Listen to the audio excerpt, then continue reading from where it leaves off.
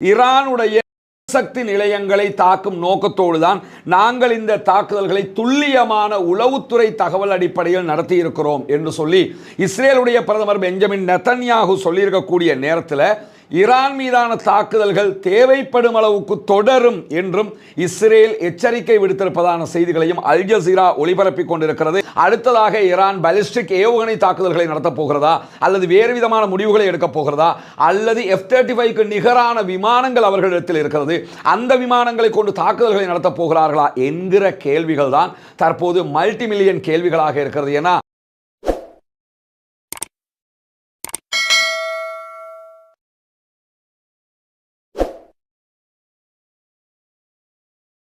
அன்பிற்கினிய சகோதர சகோதரிகளே, நம் அனைவர் மீதும் ஏக இறைவனுடைய அமைதியும் கருணையும் உண்டாகட்டுமாக என்கிற பிரார்த்தனைகளோடு சற்று முன்னால் வெளியாகி இருக்கக்கூடிய ஒரு முக்கியமான செய்தி என்னென்னு சொன்னால், ஈரானுடைய அணுசக்தி நிலையங்களையும் ஈரானுடைய இராணுவ அதிகாரிகளையும் ஈரானுடைய இராணுவ தளங்களையும் இலக்கு வைத்து இஸ்ரேலிய ஆக்கிரமிப்பு இராணுவத்தினுடைய ஜெட் விமானங்கள் பாரிய ஒரு தாக்குதலை நடத்தி இருக்கின்றன. தாக்குதலை பொறுத்தவரை ஒரு சாதாரணமான தாக்குதல் கிடையாது, ஒரு முக்கியமான பயங்கரமான தாக்குதலாகத்தான் இந்த தாக்குதல் அமைய பெற்றிருக்கிறது. இன்றைக்கு அதிகாலை சரியாக 3 மணி அளவில் ஈரானுடைய நியூக்ளியர் சைட்டுகள் இலக்கு வைக்கப்பட்டிருக்கிறது. அதே நேரத்தில் ஈரானுடைய இராணுவ தளங்களும் இலக்கு வைக்கப்பட்டிருக்கிறது. இது அத்தனையும் இஸ்ரேலிய ஆக்கிரமிப்பு இராணுவத்தினுடைய அமெரிக்காவினுடைய தயாரிப்பாக இருக்கக்கூடிய F-35 விமானங்கள், ஜெட் விமானங்கள் மூலமாகத்தான் தாக்குதல்கள் நடத்தப்பட்டிருக்கு. இந்த தாக்குதல்களை பொறுத்தவரையில் இந்த தாக்குதல்களுக்கும் எங்களுக்கும் எந்த சம்பந்தமும் கிடையாது என்று சொல்லி அமெரிக்கா உடனடியாக அறிவித்திருக்கிறது. அமெரிக்காவினுடைய மத்திய கிழக்குக்கான பொறுப்பாளராக இருக்கக்கூடிய மார்க்கோ ரூபியோ இந்த கருத்தை உடனடியாக தெரிவித்திருக்கக்கூடிய அதே நேரத்தில் கடந்த 24 மணி நேரங்களுக்குள்ளாக பகதாதில் இருக்கக்கூடிய ஈராக் தலைநகர் பகதாதில் இருக்கக்கூடிய அமெரிக்காவினுடைய தூதுவர் ஆலயத்தில் இருந்த முக்கியஸ்தர்கள் அத்தனை பேரும் வெளியேற்றப்பட்டிருக்கிறார்கள். அமெரிக்காவினுடைய பிராந்தியத்தில் இருக்கக்கூடிய பல இடங்களில் இருந்து அவர்களுடைய முக்கிய தளபதிகள், முக்கியஸ்தர்கள் அத்தனை பேருமே அமெரிக்காவுக்கு மீள அழைக்கப்பட்டிருக்கிறார்கள். எனவே இப்படி ஒரு தாக்குதல் நடத்தப்பட போகிறது என்பது அமெரிக்காவுக்கு நிச்சயமாக தெரிந்திருக்கிறது. ஆனாலும் அவர்கள் இதிலே பங்கேற்கவில்லை என்று சொல்லி இருக்கிறார்கள். அவங்க பங்கேற்கல என்று சொல்லி சொன்னாலும் அவங்களுடைய படை வரலையே தவிர அவர்களுக்கு இதிலே தொடர்பு இருக்கிறது என்று சொல்லி ஈரான் அதிரடியாக சொல்லிக் கொண்டிருக்கிறது என்கிற செய்திகளும் வெளியாகி கொண்டிருக்கக்கூடிய நேரத்தில் ஈரான் மீது நடத்தப்பட்டிருக்கக்கூடிய இந்த தாக்குதல்களில் நிறைய பொதுமக்கள் கொல்லப்பட்டிருக்கிறார்கள் என்கிற செய்திகள் வெளியாகிறது. அதே போன்று குழந்தைகள் கொல்லப்பட்டிருக்கிறார்கள். பொதுமக்கள் வாழக்கூடிய இடங்கள் இலக்கு வைக்கப்பட்டிருப்பதாக ஈரானுடைய இர்னா, அதே போன்று தஸ்னீம் நியூஸ் ஏஜென்சி போன்ற செய்தி நிறுவனங்கள் உடனடியாக செய்தி வெளியிட்டுக் கொண்டிருக்கக்கூடிய நேரத்தில் தான் ஈரானுடைய அணுசக்தி நிலையங்களை தாக்கும் நோக்கத்தோடு தான் நாங்கள் இந்த தாக்குதல்களை துல்லியமான உளவுத்துறை தகவல் அடிப்படையில் நடத்தி இருக்கிறோம் என்று சொல்லி இஸ்ரேலுடைய பிரதமர் பெஞ்சமின் நெதன்யாகு சொல்லியிருக்கக்கூடிய நேரத்தில் ஈரான் மீதான தாக்குதல்கள் தேவைப்படும் அளவுக்கு தொடரும் என்றும் இஸ்ரேல் எச்சரிக்கை விடுத்திருப்பதான செய்திகளையும் அல் ஜசீரா ஒளிபரப்பிக் கொண்டிருக்கிறது. ஈரானுடைய அணுசக்தி திட்டங்கள் இருக்கக்கூடிய இடங்கள், அதே போன்று பாலிஸ்டிக் ஏவுகணைகள் இருக்கக்கூடிய இடங்கள், ஈரானுடைய இராணுவ தளங்களை நோக்கித்தான் இந்த தாக்குதல்களை நடத்தி இருக்கிறோம் என்று சொல்லி இஸ்ரேல் அறிவித்திருக்கக்கூடிய நேரத்தில் ஈரானுடைய தஸ்னீம் நியூஸ் ஏஜென்சி வெளியிட்டிருக்கக்கூடிய தகவல்களை பொறுத்தவரையில் நடான்ஸ் அணுசக்தி நிலையத்தை இலக்கு வைத்து தாக்குதல்கள் நடத்தப்பட்டிருப்பதான செய்திகளை அவர்கள் உறுதிப்படுத்தி இருக்கிறார்கள். இந்த நடான்ஸ் அணுசக்தி நிலையத்தை தாண்டி இராணுவத்தினுடைய முக்கிய தளபதிகள் தங்குகிற அவர்கள் இருக்கிற குவார்டர்ஸ் பகுதிகள் மீது தாக்குதல் நடத்தப்பட்டிருக்கிறது. குறிப்பாக இஸ்ரேலுடைய தாக்குதல்களில் IRGC-னுடைய தலைவர் கொல்லப்பட்டிருக்கிறார் என்கிற செய்திகள் வெளியாகி இருக்கிறது. ஈரானுடைய இஸ்லாமிய புரட்சிகர படைப்பிரிவுக்கு சொல்லப்படுகிற பெயராக இருக்கிறது. இந்த படைப்பிரிவினுடைய தலைமை தளபதி ஹுசைன் சலாமி அவர்கள்தான் கொல்லப்பட்டிருக்கிறார்கள் என்கிற செய்திகள் வெளியாகி இருக்கிறது. இவர்தான் ஹுசைன் சலாமி, மிக முக்கியமான ஒரு தலைமை தளபதியாக இருக்கிறார். இவர் இந்த தாக்குதலில் கொல்லப்பட்டிருக்கிறார் என்கிற செய்தி சற்று நேரத்துக்கு முன்பதாக வெளியாகி இருக்கிறது. ஹுசைன் சலாமியை பொறுத்தவரையில் ஈரானுடைய இராணுவ கட்டமைப்பில் மிக முக்கியமானவர், தவிர்க்க முடியாதவர் என்பதிலே எந்த மாற்று கருத்தும் கிடையாது.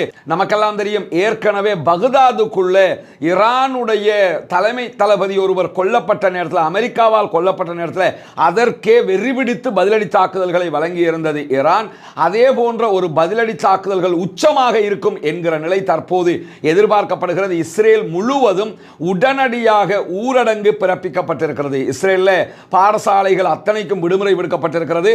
தேவை ஏற்படாமல் யாரும் வீதிகளில் நடமாடக்கூடாது என்கிற ரூல் பிறப்பிக்கப்பட்டிருக்கிறது. இஸ்ரேலுக்குள்ளாக முழுவதுமாக பாதுகாப்பை பலப்படுத்தி இருக்கிறோம் என்கிற செய்திகளை இஸ்ரேல் சொல்லியிருப்பது மட்டுமல்லாமல் நேரடியான ஒரு வார் நடப்பதற்கான வாய்ப்பு இருப்பதாகவும் எச்சரிக்கைகளை இஸ்ரேல் விடுத்திருக்கிறது. அது மட்டுமல்லாமல் இந்த தாக்குதல்களில் ஈரானுடைய அணு ஆயுதங்கள் தொடர்பான 2 விஞ்ஞானிகளும் கொல்லப்பட்டிருக்கிறார்கள் என்கிற செய்திகளை தஸ்னீம் நியூஸ் ஏஜென்சி சற்று நேரத்துக்கு முன்பதாக உறுதிப்படுத்தி இருக்கக்கூடிய செய்திகளை நம்ம பார்க்க முடிகிற அதே நேரத்தில் இதற்கு உடனடியாக ஈரான் பதிலடி வழங்கும் என்று அமெரிக்கா எதிர்பார்ப்பதாக சொல்லியிருக்கிறது. கண்டிப்பாக இதற்கு பதிலடி கொடுக்கப்படும் என்கிற தகவல்களையும் ஈரான் அதிரடியாக விடுத்துக் கொண்டிருக்கக்கூடிய நேரத்தில் தான் அமெரிக்காவினுடைய பல தலைவர்களும் இந்த தாக்குதல்களை விமர்சித்திருக்கிறார்கள். இது எல்லாத்தையுமே ஈரான் ஒரு நாடகமாகத்தான் பார்க்கும்ங்கிறது எந்த மாற்று கருத்தும் கிடையாது. ஏன்னா ஈரானை இலக்கு வைப்பது தொடர்பாக அமெரிக்காவுக்கு ஆல்ரெடி தகவல்கள் தெரிந்திருக்கிறது என்பது அவங்களுக்கு தெரியும். நேற்றைய தினம் கூட டொனால்ட் ட்ரம்ப் என்ன பண்ணாருன்னா, அது ஒரு சூசகமான வாசகங்கள் மூலமாக அவருடைய ட்ரூத் சோஷியல்ல விடுத்திருக்கக்கூடிய செய்திகளை எல்லாம் இன்றைக்கு பல ஊடகங்களும் சுட்டிக்காட்டியிருக்கக்கூடிய நேரத்தில் தான் ஈரானுடைய தலைநகர் தெஹரான் மீது நடத்தப்பட்டிருக்கக்கூடிய இந்த தாக்குதல் என்பது ஈரானுக்கு ஒரு பலத்த சேதத்தை அந்த பகுதிகளில் உண்டாக்கி இருக்கிறது. கண்டிப்பாக பொதுமக்கள் நிறைய பேர் கொல்லப்பட்டிருக்கிறார்கள் என்கிற செய்திகளுக்கு அப்பால் இங்க நீங்க பார்க்கலாம், இந்த ஜெட் விமானத்தின் மூலமாகத்தான் தாக்குதல்கள் நடத்தப்பட்டிருக்கு. இது ஏவுகணை தாக்குதல் கிடையாது. இஸ்ரேல் அமெரிக்காவினுடைய F-35 விமானங்களை கொண்டு நடத்தி இருக்கக்கூடிய படு பயங்கரமான தாக்குதலாக இருக்கிறது. இங்க நீங்க பார்க்கலாம், தாக்குதலுடைய காட்சிகள் தான் இங்கே ஒளிபரப்பப்படுது. அல் ஜசீராவினுடைய அரபு, அல் ஜசீராவினுடைய ஆங்கிலம், அதே போன்று பிரஸ் டிவி எந்த தொலைக்காட்சிகளை நீங்க எடுத்தாலும் அத்தனையும் நேரடி ஒளிபரப்ப செய்து கொண்டிருக்கிறார்கள். அங்கு நடந்திருக்கக்கூடிய தாக்குதல்கள் எவ்வளவு தூரம் அகோரமானது என்பதை காட்டிக் கொண்டிருக்கிறார்கள். பொறுத்திருந்து பார்ப்போம் அதிரடியாக ஈரான் அடுத்தடுத்து என்ன செய்ய போகிறது என்பது. ஏன்னா இப்படியான ஒரு தாக்குதலை ஈரான் எதிர்பார்த்து கொண்டே இருந்தார்கள். இந்த தாக்குதல் நடத்தப்பட்டால் உடனடியாக பதிலடி கொடுப்பதாகவும் ஈரான் சொல்லி இருந்தது. எனவே தற்போது F-35 விமானங்கள் தாக்குதல்களை நடத்தி இருக்கிறது. அடுத்ததாக ஈரான் பாலிஸ்டிக் ஏவுகணை தாக்குதல்களை நடத்தப் போகிறதா, அல்லது வேறு விதமான முடிவுகளை எடுக்கப் போகிறதா, அல்லது F-35க்கு நிகரான விமானங்கள் அவர்களிடத்தில் இருக்கிறது, அந்த விமானங்களை கொண்டு தாக்குதல்களை நடத்தப் போகிறார்களா என்கிற கேள்விகள் தான் தற்போது மல்டி மில்லியன் கேள்விகளாக இருக்கிறது. ஏன்னா ரஷ்யாவுடனான நெருங்கிய நாடாக ஈரான் இருக்கிறது, சீனாவுடனான நெருங்கிய நாடாக ஈரான் இருக்கிறது, அரபு நாடுகளுக்கும் ஈரானுக்கும் மத்தியில் தொடர்புகள் இருக்கிறது. தாக்குதல்களில் ஒத்துழைக்கிற அளவுக்கு அவர்கள் வரமாட்டார்கள் என்பது எல்லோருக்கும் தெரியும்னா, எல்லா அரபு நாடுகளும் அமெரிக்கா பக்கம் நிற்கக்கூடிய நேரத்தில் ஈரான் மாத்திரம் அமெரிக்காவுக்கு எதிர் நிலைப்பாட்டில் இருக்கிறது. அவங்க நியூக்ளியர் வெப்பன்ஸை தயாரிச்சிட்டாங்க என்கிற விமர்சனங்களுக்கு மத்தியில் தான் இந்த தாக்குதல் நடத்தப்பட்டிருக்கிறது. எனவே ஈரானுடைய படைப்பிரிவை பொறுத்தவரையில் ஏற்கனவே 2 தடவைகள் இஸ்ரேலுக்கு நேரடியாக தாக்குதல்களை நடத்தி இருக்கக்கூடிய நேரத்தில் IRGC-னுடைய தலைவர் கொல்லப்பட்டிருக்கிறார் என்பதை உறுதிப்படுத்தி இருக்கிறது ஈரான். ஆனால் ஈரானுடைய ராணுவ படைப்பிரிவின் தளபதி பல்கேரி அவர்கள் கொல்லப்பட்டதாக வருகிற தகவல்களை அவர்கள் மறுத்திருக்கிறார்கள். அடுத்த கட்ட தாக்குதலுக்கான தயார் நிலைகளை செயல்படுத்துவதற்கான முனைப்பில் பல்கேரி ஈடுபட்டிருக்கிறார் என்கிற தகவல்கள் தான் இதுவரைக்கும் வெளியாகி கொண்டிருக்கிறது. பொறுத்திருந்து பார்ப்போம் அடுத்தடுத்து என்னவெல்லாம் நடக்கப் போகிறது என்பதை. இணைந்திருங்கள், உண்மையான தகவல்களை உங்களுக்கு மத்தியிலே கொண்டு வந்து தருவதற்கு நாம் தயாராக இருக்கிறோம். ஒவ்வொரு செய்திகளையும் நம்ம புரிஞ்சுக்கிற நேரத்தில் உண்மையான செய்திகள் வழியாகவே தெரிந்து கொள்ள வேண்டி இருக்கிறது. இதுவரைக்கும் நம்முடைய சேனலை சப்ஸ்கிரைப் பண்ண சகோதரர் ரஸ்மின் MISC நியூஸ் மற்றும் ரஸ்மின் MISC அப்டேட்ஸ் ஆகிய 2 சேனல்களையும் சப்ஸ்கிரைப் செய்து கொள்ளுங்கள். உங்களுக்கான உடனடி செய்திகள் வந்து சேர்வதற்கு அது வாய்ப்பாக இருக்கும்.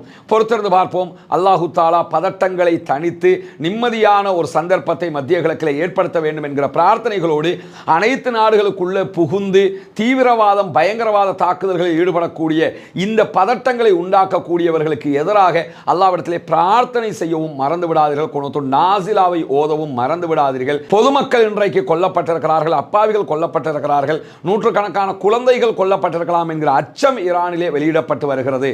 எனவே அடுத்தடுத்த செய்திகளுக்காக காத்துக் கொண்டிருங்கள். அடுத்தடுத்த அப்டேட்டுகள் வருகிற போது உங்களுக்கு உடனடியாக அதை கொண்டு வந்து சேர்ப்பதற்கு நாம் தயாராக இருக்கிறோம். அல்ஹம்துலில்லாஹி ரப்பில் ஆலமீன்.